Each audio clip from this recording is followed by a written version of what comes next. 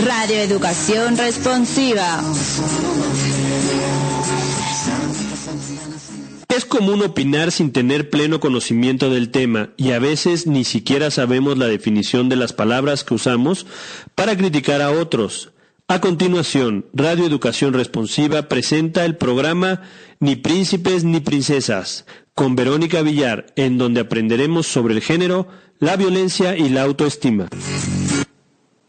Hola, buenas tardes. Les saluda Verónica Villar de Ni Príncipes ni Princesas, transmitiendo desde Radio Educación Responsiva.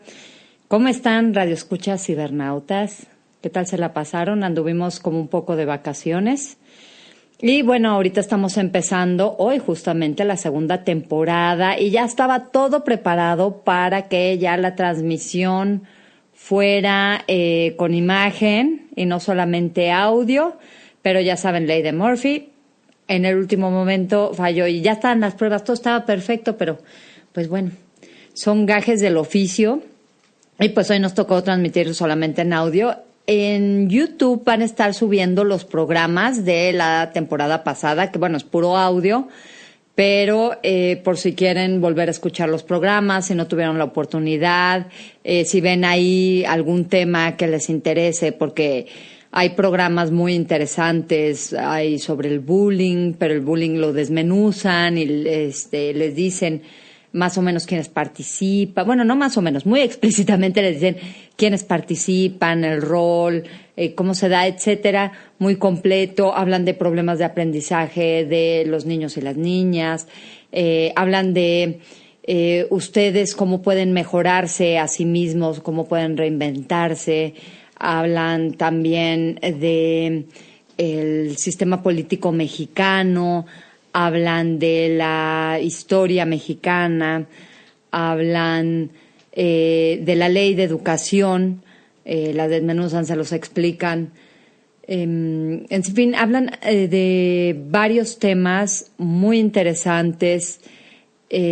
Hablan un poco también de economía, hay otro programa. Entonces, ya en YouTube van ustedes a poder ver qué programas hay, con qué temas, y los van a poder reproducir on demand. O sea, cuando ustedes quieran oírlos, dependiendo del humor en el que estén o cuando tengan tiempo, etcétera. Muy interesante. Y bueno, en esta temporada parece que va a haber programas nuevos, entonces no se pierdan la programación. Y bueno, pues comenzamos. Aparte del problema técnico de lo de la cámara, quiero decir que también tuvimos problema técnico de café. No tomé café hoy en la tarde y los que me conocen saben que soy súper cafetera. Bueno, también me encantan los tés y las infusiones y toda la comida en general, pero el café sí me gusta mucho y un cafecito en la tarde.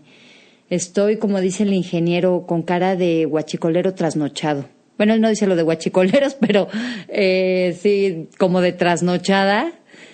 Sí, mi café ya es la cafeína. Sí, me gusta el café y aparte es la situación está la cafeína, pero me gusta mucho. Y les voy a comentar, hay un café en un mercado que se llama Mercado Lázaro Cárdenas, pero creo que nadie lo conoce como Mercado Lázaro Cárdenas. Está en la Colonia del Valle y creo que le dicen Mercado de Avenida Coyoacán o Mercado de Romero de Terreros, porque está justo ahí en la esquina de Romero de Terreros y Avenida Coyoacán. Ahí está este mercado que en realidad se llama Lázaro Cárdenas. Y adentro hay un sitio de café, porque no es un puesto, es un sitio local. Bueno, son como 2 locales y el café es delicioso. Sí, el servicio no es lo mejor, lo más rápido. Digo, la gente es amable, pero son tardaditos, pero el café vale la pena que lo prueben. Y sobre todo me acuerdo muchísimo de una muy querida amiga, Claudia Guerrero, a la cual le mando saludos, pero ella y yo trabajamos juntas mucho tiempo y durante algún tiempo comprábamos capuchino. Y resulta que después ella me dijo, ¿sabes qué? No, ya, yo quiero latte, capuchino no. Y entonces con ella me aficioné al latte porque comprábamos nuestro café y cuando regresábamos a la oficina ya se había bajado toda la espuma. y el café donde lo comprábamos, o sea, la cafetería donde lo comprábamos estaba al ladito de donde trabajábamos. Entonces llegaba pues medio café. Entonces ella me decía, ¿para qué? O sea, se le va toda la espuma, pues mejor nos compramos un latte y nos lo tomamos completo. Y entonces por eso, siempre que voy, me acuerdo de ella, porque no saben lo bien hecha la espuma que está en este lugar, en este café. No les digo el nombre, vayan, investíguenlo. Pero es súper compacta la espuma, o sea, la burbujita es realmente muy pequeñita, entonces ustedes pueden hasta echarle, ya sabes, su endulzante, azúcar o el edulcorante artificial, bajo en calorías, y lo pueden mover y no se le va la espuma. Entonces es algo delicioso. A mí me gusta mucho en particular uno que es el Elise Berries. Eso si les gustan, pues con sabores agregados.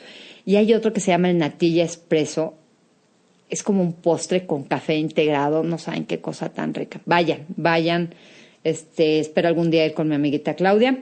Y bueno, entremos en materia. El tema de hoy es un tema escabroso, doloroso como país, que es el tema de los feminicidios.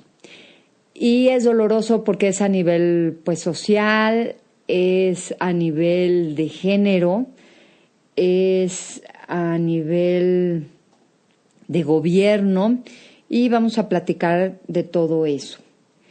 Justamente escogí el tema porque fui a un curso que dieron en el Museo Memoria y Tolerancia, lo impartió la doctora Lucía Melgar, excelente expositora, súper preparada. Y bueno, si no han ido a este museo, vayan. Arquitectónicamente es un museo padrísimo. El contenido en la parte de memoria es un contenido duro, fuerte, porque habla de genocidios. La parte de memoria son puros genocidios. Hay desde el genocidio más grande que hubo hasta pues los más crudos, sangrientos, crueles. Entonces, y lo peor es que se siguen repitiendo. O sea, como si no hubiera bastado el primer genocidio que hubo, sino se siguen repitiendo. Y bueno, los genocidios son exterminios sistemáticos contra grupos de personas. La parte de tolerancia de este museo es una muy padre, muy interesante. Tiene partes muy bonitas. Entonces, no es para niños chiquitos por el tema, por las imágenes. Me parece que hasta ahí creo que lo sugieren para personas mayores de 12 años, una cosa así. Y bueno, hay una parte que sí es para niños chiquitos, no me acuerdo cómo se llama, yo ya no tengo hijos ni hijas chiquitas, entonces, pero hay una en la parte de abajo, pero en sí todo el museo es, me parece que para personas arriba, no sé si de 12, 15 años, pero el tema es, el de memoria es duro y el de tolerancia pues sí está muy padre. Vayan, vale la pena. Y bueno, ahí les digo que tomé este curso y bueno, yo ya había tocado temas de feminicidio y esto lo complementó mucho. De ahí viene el tema de hoy, la idea de sacar el tema de hoy, pues con los conocimientos frescos que traigo, y el tema del próximo programa. El próximo programa va a ser necrogobierno, no narcogobierno, necrogobierno, que es cómo nuestro gobierno administra la muerte de nosotros los ciudadanos y ciudadanas. Entonces, bueno, ese será el próximo programa, el tema. Y, bueno, pues, ¿qué es un feminicidio? Porque a lo mejor ustedes han estado escuchando en las noticias o en los periódicos. ¿Qué es un feminicidio? Es el asesinato de una mujer por el hecho de ser mujer. Y de repente a la gente le causa un poco de ruido y el tema de feminicidios tiene dos abordajes principales, sobre todo. Uno, pues, es el tema social, y el tema social dio lugar después al tema jurídico, a legislar qué es esto del feminicidio, y en algunos, o sea, toman mucho en cuenta, obviamente, la cuestión social, pero cuando se lleva al plano de legislarlo, de emitir leyes que tengan que ver con los temas sociales, pues hay que acotarlo, hay que ver cómo se puede probar, etcétera. Entonces sí tiene unos ciertos cambios y eso lo vamos a ver un poquito y a grandes rasgos más adelante.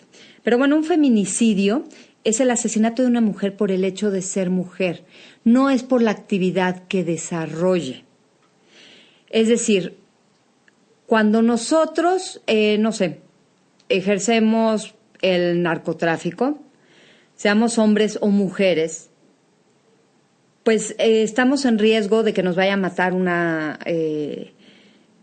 cártel rival o instancias como la policía, como el ejército, pero es por la actividad que desempeñamos. Entonces, es diferente que a uno lo maten por la actividad que desempeñamos a que a uno lo maten porque simplemente uno es mujer. Y ahorita vamos a ver más adelante.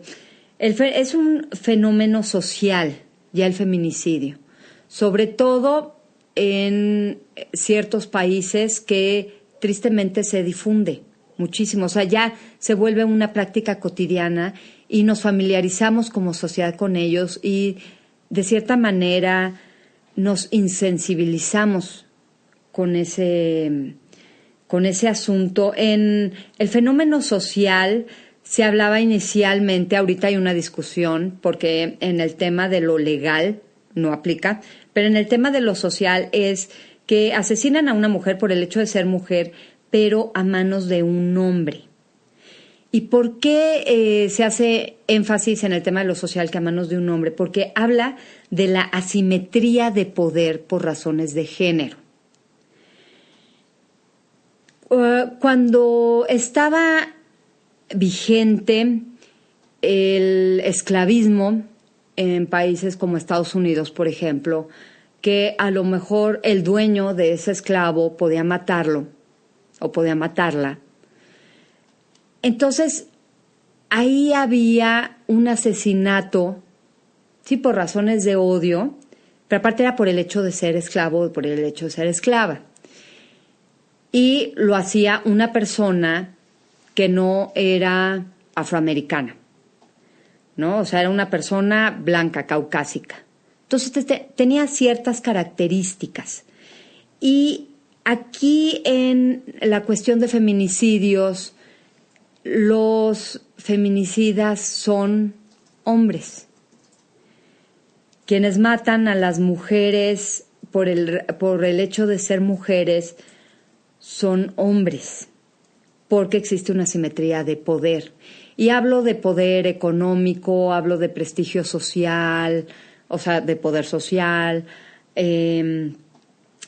hablo de poder político, porque han matado a mujeres por participar en la política, porque son mujeres y no quieren que participen mujeres en la política.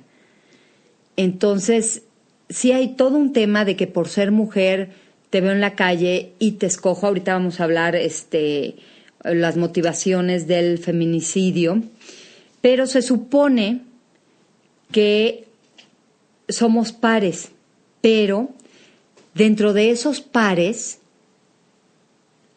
hay una asimetría del poder, como yo les decía. O sea, un empresario con una empresaria hay una asimetría de poder. Un indígena con una indígena hay una asimetría de poder. Un obrero con una obrera hay una asimetría de poder. Una persona que vive, no sé, urbana, que vive en ciudad, si es hombre hay una asimetría de poder con respecto a si es mujer.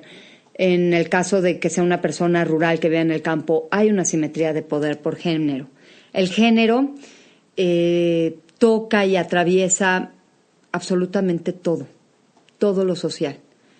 Y bueno, la violencia no solo no es una excepción, sino es algo muy representativo. Nos tenemos que ir a una pausa comercial. Les digo nuestras redes sociales por si quieren escribirnos. En Facebook estamos como Educación Responsiva. En Twitter es @e_responsiva y mi Twitter personal es @Olimpia_de_Gouges. Nos vamos a una pausa y regresamos, no le cambien.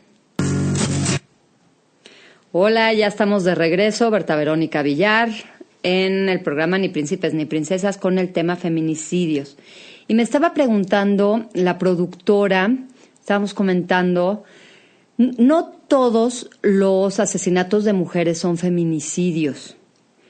Hay ciertas características, porque puede ser, estamos comentando el tema de los periodistas, las periodistas. A estas personas las matan principalmente por su actividad. ¿Por qué? Porque muchas de estas personas están investigando temas pues de gente que delinque, de delincuentes, de narcotráfico, de bandas de trata de personas. Entonces, seas hombre o seas mujer, asesinan a estas personas. Entonces, aquí es por su actividad. Entonces, sí depende.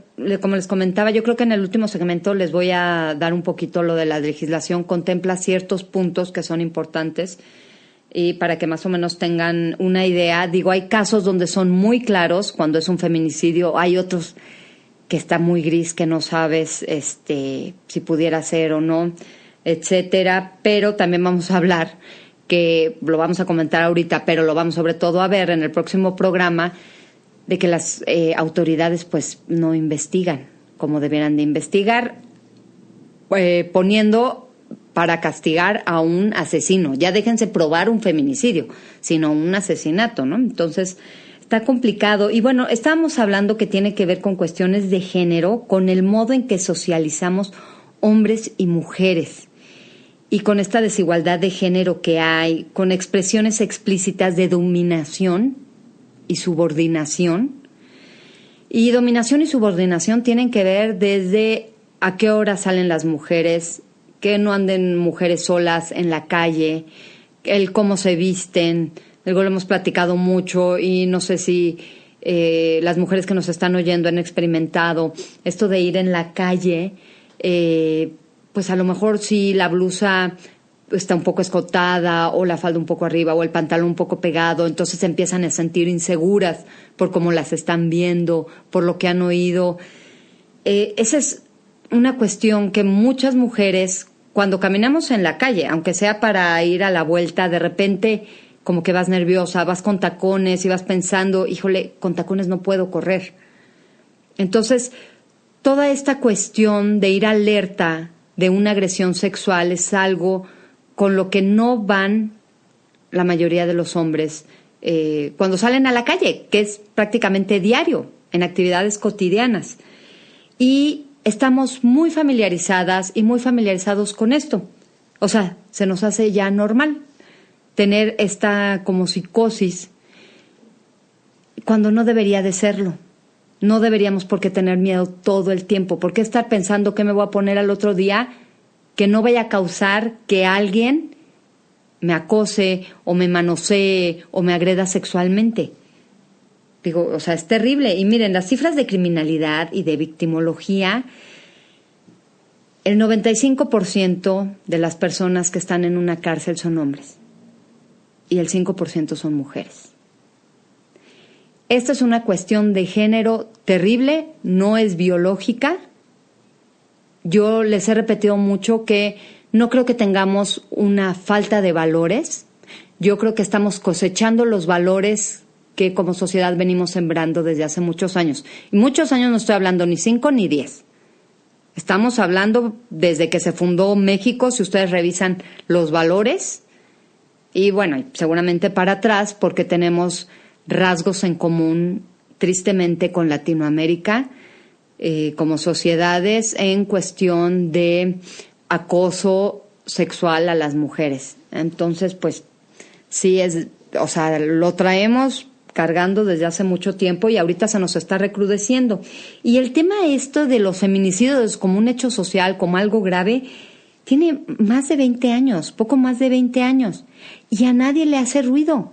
Ah, pues sí, una muerta más, pues la nota roja, y a nadie le hace ruido, pero a la hora que aparece en papel, a la hora de que ya se legisla, a la hora de que ya se pone como un delito específico, como una forma de violencia específica, entonces ya brinca la gente. ¿Sí se dan cuenta de ese asunto? O sea, no es que la vida de las mujeres ahora valga más, es que estábamos acostumbrados y acostumbradas a que la vida de las mujeres valía menos. Que mataran mujeres, estamos acostumbrados como sociedad a revictimizar a la víctima, a pensar que, pues, ¿qué estaba haciendo? ¿A qué se dedicaba? ¿Se lo buscó? Digo, y lo hemos visto en casos recientes. Lo que publicaron de la vida privada de Lesbi Berlín, lo que publicaron de las chavas que murieron en un accidente, ahí sí nadie las asesinó, murieron en un accidente lamentable en Reforma. De los hombres nadie dijo nada, rápido se fueron contra las mujeres a atacar su moral, que con quién estaban, que qué hacían, que cuánto habían tomado.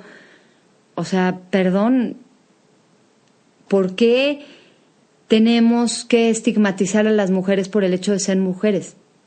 ¿Se dan cuenta? Entonces no es que ahora valga más la vida de las mujeres, es que estábamos acostumbrados a que valían menos, tristemente. Y les digo, son expresiones explícitas de dominación y de subordinación. Lo mismo que con el lenguaje, nada más que vamos a reservar eso del lenguaje para otro programa. Y hay una estructura social y cultural que reproduce y perpetúa estos roles de revictimización, de que la vida de las mujeres vale menos. Y bueno, y este término de feminicidio no se acuñó en español como tal, sino en inglés. Una chava sudafricana que se llama Diane Russell, ella acuñó el término femicide. Y en algunas partes de Latinoamérica le dicen femicidio, pero en México Marcela Lagarde lo tradujo como feminicidio. Porque bueno, en inglés existen 3 palabras: woman, female y feminine. Pero en español, o sea, el inglés tiene un vocabulario mucho más amplio que el español. Y el español tenemos mujer y tenemos femenino. Y como hemos comentado anteriormente, mujer es lo biológico y femenino es lo sociocultural, lo de género. Entonces, de ahí viene el término que en México se tradujo como feminicidio más que femicidio, pero son prácticamente lo mismo. Y bueno, el feminicidio obedece al contexto de México. Y el caso de Ciudad Juárez es terrible porque ¿cómo empezaron? ¿Quién empezó los asesinatos? Ahora ya no es tan relevante porque se volvió un paraíso para los femicidas, para los feminicidas. Entonces, ahora es multicausal. ¿Por qué? Porque había ahí complicidad de las autoridades y negligencia de las autoridades. Entonces, se volvió ahí un paraíso de narcotráfico, se volvió un paraíso de pandillas, se volvió un paraíso de trata de personas y se volvió un paraíso de asesinos seriales. Miren, es importante estudiar la causa de los fenómenos sociales, como es el caso de la violencia, pero dentro de la violencia hay diferentes formas de violencia. Y sí, la violencia hace daño, por eso es violencia, pero hay que estudiar las diferentes formas porque hay que saber quién es la o el receptor de esta violencia, quién es él o la que lo ejerce y qué motivaciones tienen estas personas. Entonces, sí es diferente ver porque hay que observar quién tiene el poder, en qué momento, cómo lo está ejerciendo y les digo, y para obtener qué. Y la violencia, la primera cosa de la violencia es que es una interacción social. Cualquier tipo de violencia, acuérdense que hay una diferencia entre violencia y agresividad. Y la violencia, una de las características que tiene es que es una interacción social entre humanos. Entonces, esto de la violencia lo vamos a abordar, no el programa que viene, porque ese vamos a ver necrogobierno, pero el que sigue vamos a ahondar en qué es violencia. Y bueno, un feminicidio, ¿quién comete? Acuérdense que dijimos quién es él o la receptora y quién es él o la que lo ejerce. La receptora es una mujer en el caso de un feminicidio. ¿Qué mujer? Cualquier mujer, por el hecho de ser mujer. Pero, quién es el que ejerce o la que ejerce esta violencia y qué motivación tiene. Acuérdense que en el plano jurídico sí puede ser un hombre o una mujer, en el plano social es un hombre. Y entonces tenemos asesinos seriales, que hay feminicidios por cuestiones de asesinos seriales. Yo les llamo la tormenta perfecta, porque ahí se junta la biología de esta persona con el contexto apropiado, con las vivencias de esta persona y el cómo las asimila y las reproduce. Entonces, porque ustedes me pueden decir, bueno, pero es que esa persona tenía hermanos y ninguno salió asesino serial. Bueno, es que esa persona lo golpeaban de chiquito y hay muchas personas a las que han golpeado de chiquito y no se vuelven asesinos seriales. Hay personas que han tenido este tipo de vivencias y no se vuelven asesinos seriales. Por eso les digo, es la mezcla de todo esto que hacen la tormenta perfecta y surge un asesino serial. También hay unas pocas asesinas seriales, tristemente la mayoría son hombres, como les comentaba, y no es algo biológico, es una cuestión sociocultural. Después tenemos a las parejas sentimentales, y aquí había un punto que antes el gobierno tenía un atenuante en la cuestión legal, que era un asesinato pasional. Es que, ¿saben qué? Estaba yo cegado por los celos y entonces la asesiné. Y entonces, pues me bajan la pena porque, pues bueno, estaba yo fuera de mis casillas, no podía razonar bien. Y en el caso de un feminicidio le dice, híjole, ¿qué crees? Que resulta que tú tienes un historial de violencia contra esta chava. Y fíjate que tú ya le habías gritado, y fíjate que tú la encerrabas, y fíjate que tú no le dabas dinero ni la dejabas trabajar. Y se dan cuenta, o sea, la chava no tenía absolutamente ni poder económico, ni poder de decisión, etcétera, etcétera. Entonces ya hay un historial de otro tipo de violencia como pareja. Y entonces, cuando esta pareja se cree dueño de esta mujer, cuando hay una discusión, cuando a lo mejor esta mujer lo quiere abandonar, pues la asesina. Y entonces ahí es un feminicidio por la pareja sentimental. Y también hay otro que es de honor, que esta persona muere a manos de la pareja o de algún familiar, porque estas personas se sienten avergonzados ante su comunidad por el comportamiento de la mujer asesinada. ¿Por qué? Porque volvemos a lo mismo, que tenemos expresiones explícitas de dominación y subordinación, y hay una estructura social y cultural que reproduce y perpetúa estos roles. Entonces, a lo mejor, si no era virgen, digo, hay pueblos donde todavía, ya saben, sacan la sábana a ver si era virgen el día del matrimonio, o no sé si todavía tengan esta práctica en algunas comunidades, de que antes de que la chava pase la noche con el chavo, o sea, el matrimonio se consuma entre los esposos. Resulta que el papá del esposo tiene que tener relaciones sexuales con la chava. Entonces, si a lo mejor ella no quiere o algo así, pudiera ser que la familia la pudiera matar. Entonces es un feminicidio, porque es por ser mujer.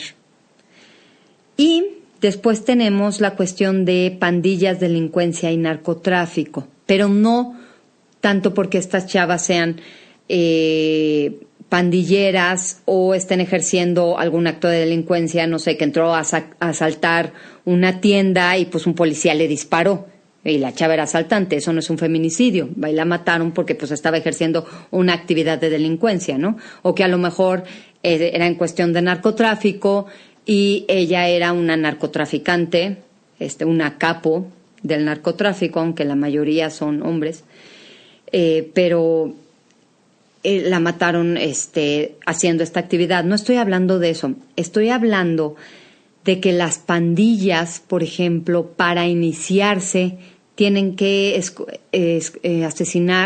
escogen asesinar a una mujer. Y delincuencia, estoy hablando de la trata de personas con fines sexuales. Y miren, ya este es un tema terrible porque, por ejemplo, hay dos principales vertientes en el comercio de personas, en la trata de personas. Una es por cuestiones de trabajo. O sea, yo cosecho personas, literalmente, y tan horroroso como se oye, yo cosecho personas para ponerlas a trabajar, y esto lo hace mucho el narcotráfico, para ponerlos a trabajar prácticamente como esclavos. Y la otra es con fines sexuales.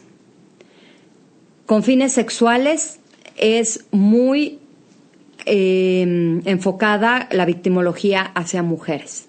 Y entonces yo cosecho mujeres para ponerlas a trabajar con fines sexuales. Y en el otro cosecho hombres y mujeres para ponerlos a trabajar. Deja mucho más dinero el comercio sexual, así que pues si son jóvenes y son bonitas, normalmente las ponen en el comercio sexual. Pero la diferencia es quién explota este servicio. O sea, ¿quién es el mercado? ¿Quién es mi mercado? Y el mercado de la prostitución, tristemente, es la sociedad de a pie. Y nunca se están preguntando estas personas cómo inició esta mujer, cómo se inició en la prostitución, en el comercio sexual. ¿Fue realmente por gusto? ¿Fue por trata de personas? ¿Fue porque no le quedaba de otra, por cuestión de falta de recursos? Y digo, hay muchos países que su principal turismo es el turismo sexual. Y nuestra sociedad, y bueno, no nada más la nuestra, europea, etcétera, pero consume esta prostitución, consume estos servicios sexuales, donde se están aprovechando de la situación de mujeres en desventaja. Y en cambio, en la trata de personas con fines de trabajo, pues lo aprovechan los mismos delincuentes. Nos vamos a unos comerciales. En nuestras redes sociales, en Facebook estamos como Educación Responsiva, en Twitter como @e_responsiva y mi Twitter personal @Olimpia_de_Gouges. No le cambien, regresamos. Hola, ya estamos de regreso. Y bueno, va a haber algunos puntos que voy a dejar para el próximo programa, como se los decía, por lo de necrogobierno. Y les comentaba que necrogobierno es por cómo administra la muerte los diferentes niveles de gobierno y partidos políticos. Porque tristemente todas estas muertes las capitalizan los diferentes niveles de gobierno, pero también los partidos políticos, para ganar votos o para no perder votos. Y en el caso de los feminicidios, está pésimamente visto a nivel internacional que un país tenga tantos feminicidios. Y en el tema sexual en México, sí, por ejemplo, brinca la cifra muy grande. Cuando hablamos yo les hablaba de victimología y les decía antes de victimología, en cuanto a criminología, o sea, ¿quién está en las cárceles? 95% hombres, 5% mujeres, y les decía, esto no es biológico, es una cuestión sociocultural, de cómo estamos educando a los hombres y cómo vemos la masculinidad y cómo los hombres asumen y construyen su identidad de masculinidad. Pero en cuanto a victimología, fíjense que robo o asalto en calle, transporte público, extorsión, fraude, robo parcial de vehículo, amenazas verbales, robo en casa habitación, no hay diferencia mayor a 12 puntos porcentuales entre hombres y mujeres víctimas. O sea, todos ese tipo de delitos los vivimos hombres y mujeres casi al parejo. En cuestión de lesiones, ahí sube 23 puntos porcentuales los hombres víctimas. O sea, no por el delito, sino si se les infligen lesiones. No sé si tenga que ver con el hombre intentando defenderse o a lo mejor intentar defender a su pareja, porque no, en las cifras, pues eso no se explica, pero pudiera ser, sube 23 puntos porcentuales. Pero a la hora de que hablamos de secuestro exprés y todos los delitos sexuales como hostigamiento, manoseo, exhibicionismo, intento de violación y violación, existen 60.2 puntos porcentuales que se eleva en cuanto a mujeres con respecto a hombres. 60 puntos porcentuales, o sea, se dispara la cifra en cuanto a delitos sexuales. Y bueno, en cuanto a violaciones, se dice que hay una cifra negra del 85% sin denunciar. O sea que lo que refleja INEGI es el 15%. ¿De dónde sacan esta cifra? ¿Cómo pueden suponer? Por todas las demás instituciones, organizaciones no gubernamentales que apoyan a víctimas. Entonces esas víctimas no lo denuncian ante la autoridad, entonces no se contabiliza. Sin embargo, sí asisten a que las ayuden para pues superar el trauma de la experiencia, aprender a vivir con esta experiencia, etcétera. Entonces, por eso se habla de una cifra negra de 85% más. Y bueno, tenemos la cifra del transporte público en la Ciudad de México, que el 95% de las usuarias han sufrido algún tipo de acoso sexual a manos de un hombre. Entonces, sí, como les comentaba, hay expresiones explícitas de dominación, de subordinación, de desigualdad de género, de una violencia de género focalizada en las mujeres. Y, bueno, cuando hablábamos de quiénes son los feminicidas, que hablamos de asesinos seriales, de pareja sentimental, de algún familiar por una cuestión de honor, y también hablábamos de pandillas, delincuencia, narcotráfico, hablábamos de escoger a una mujer como víctima para... hablaba en el curso que acabo de tomar de enviar mensaje, pero hay un mensaje horizontal y un mensaje vertical. El mensaje vertical, les decía, es para las mujeres porque no se ven como pares. El mensaje horizontal es hacia sus pares, hacia los demás hombres, hacia otra banda rival, hacia las autoridades, hacia la comunidad. Y el mensaje vertical es a las mujeres porque se ve como inferiores y entonces es para meterles miedo a las demás mujeres, vean lo que les pasa y finalmente atardarlas a la hora que cómo despliegan el cuerpo, cómo lo tiran, cómo lo botan, dónde lo tiran, dónde lo botan. Tiene una simbología, tiene un mensaje de, pues, si la tiraron como basura, si la dejaron desnuda, si la taparon, o sea, si dejaron exhibiendo las marcas de tortura, etcétera. Todo eso tiene un mensaje. Si es para marcar territorio, en fin, tiene toda una simbología. Si es para reafirmar la masculinidad, en el caso de las pandillas, ve y viola a esta chava. Normalmente a las que violan la mayoría del tiempo son a las mujeres. Entonces, por ahí discutía yo con una persona, me decía, no es cierto, a los que más violan son a los hombres porque están en las cárceles.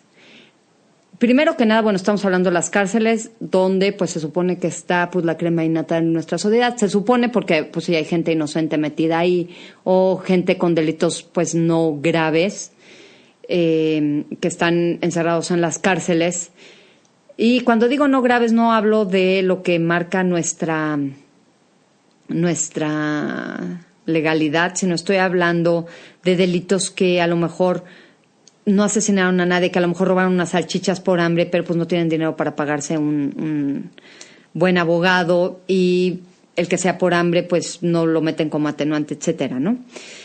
Entonces, en las cárceles son 400 y tantos mil la población en absolutamente todas las cárceles que están en el territorio mexicano.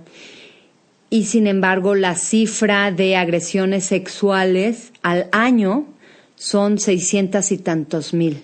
Y acuérdense que hay una cifra negra que eso es el 15%. Entonces, eso de que a los que más violan son a los hombres y en las cárceles, pues no es verdad. Así en cifras, pues no. Tristemente, a nadie deberían de violar, pero bueno, las cifras son todavía peores y más escalofriantes. Y bueno, mensaje cuando se asesina a una mujer, cuando se asesina a una pareja por una cuestión de honor, de sociedad, de me estás dejando como un poco hombre, como que no te satisfago, no sé, 1000 cosas que atraviesa por la mente de los hombres. Hay una chava, no tengo el nombre aquí, que trabajó me parece que en Brasil, en alguno de los países de Sudamérica, con población carcelaria, o sea, que está en cárcel por violación. Y sí, ellos decían que es mandar un mensaje no solamente a la mujer violada, en dado caso que no la hayan asesinado, sino también mandarla a las demás mujeres de mira, yo tomo tu cuerpo cuando quiero. Digo, y esto se oye como muy, ay, ¿cómo van a estar pensando eso? Pues sí, tristemente piensan eso, y lo peor es que tristemente como sociedad cobijamos eso. Tristemente como sociedad sí estigmatizamos a las mujeres. Y bueno, en el próximo programa vamos a ver cómo estigmatizamos a otro tipo de víctimas y cómo el gobierno permite que se dé eso. Pero bueno, estigmatizar a las mujeres, estamos hablando de un poquito más de la mitad de la población, que las culpamos de su propia muerte. O sea, a ti te mataron por tu culpa. Entonces, sí hay una crisis de valores, pero no de valores recientes, sino de los valores que tenemos desde hace mucho tiempo y que ahora se ha recrudecido por diferentes motivos. La supuesta guerra contra el narco lleva 10 años. Y digo supuesta guerra no porque no existan una serie de asesinatos, lo que estoy hablando supuesto es la motivación del gobierno. Y ahí sí, perdónenme, pero cuando hay una guerra, las primeras en pagar el plato roto son las mujeres. Ustedes pueden revisarlo. Son a las primeras que violan, de las primeras que asesinan, justamente para mandar mensajes al bando contrario. Y pues los segundos en pagar el plato roto es la población infantil. ¿Por qué? Porque hay huérfanos en todas las guerras y quedan desamparados y desamparadas los niños, las niñas. Y lamentablemente esto hace río revuelto para todos los que hacen explotación sexual infantil. Y digo, a lo mejor ustedes que no se dedican a estos temas, pues no tienen por qué saberlo hasta este momento que lo estamos comentando, pero que un gobierno no lo sepa y que dizque quiera declarar la guerra, pues es terrible. Digo, 20 años llevamos con el feminicidio y al gobierno no le pareció lo suficientemente grave como para atacarlo, pero 10 años lleva la supuesta guerra contra el narco y los muertos. Y entonces eso supuestamente sí le parece grave al gobierno, o sea, el narcotráfico. Pues a mí me hace dudar de la intención del gobierno. Y les voy a leer un poquito el asunto de la legislación del feminicidio. Los estados no están obligados a incluir el crimen de feminicidio como tal. Y no todos los estados, la mayoría ahorita ya lo tiene, pero no todos lo tienen en su código legal estatal. Y bueno, tiene ciertas características. Que a lo mejor hubiera violencia sexual, que anteriormente la mujer hubiera sido amenazada, acosada o lesionada por el feminicida. Él o la feminicida, porque acuérdense que en el plano legal no contempla que solamente sean hombres, sino pueden ser hombres o mujeres el asesino o asesinos. El cuerpo expuesto públicamente o la víctima incomunicada previo fallecimiento. O sea, pueden ser cualquiera, no es que se tengan que dar estos 4, sino puede tener cualquiera de estas 4. Y bueno, se condena con 20 a 50 años de prisión. Pero si la persona perpetradora del asesinato. Hubiera tenido una relación sentimental, afectiva o de confianza con la mujer asesinada, o de parentesco, laboral, docente o cualquiera que implique subordinación o superioridad, entonces la pena será de 20 a 50 años. ¿De qué? No estoy diciendo lo mismo. No, se eleva la pena. No lo apunté bien, perdón. Me parece que de 30 a 80. El próximo programa se las traigo. ¿Cómo no lo apunté bien? Perdón, una disculpa. Pero bueno, se los traigo, pero se eleva la pena. Y hay una modalidad ahora que tienen tristemente las autoridades, aparte de que cuando hay complicidad, aparte de cuando se corrompen y permiten que les dé dinero para defender al asesino, ahora tienen la modalidad de declararlo un feminicidio como suicidio. Y si es el feminicida el que está diciendo que fue suicidio, entonces no investigan más allá las autoridades y se quedan con la versión del asesino. Y tiene que ver con que se ve muy mal a nivel internacional un feminicidio. Y les voy a decir una cosa. La Corte Interamericana de Derechos Humanos sugiere, y bueno, los países le hacen caso por una cuestión de prestigio, porque impacta. Pero hay otra instancia que es la Corte Penal Internacional, la que está en La Haya. Y cuando es un asesinato de odio, como es el feminicidio, puede entrar ahí en la Corte Penal Internacional. La Corte Penal Internacional sí tiene una injerencia distinta.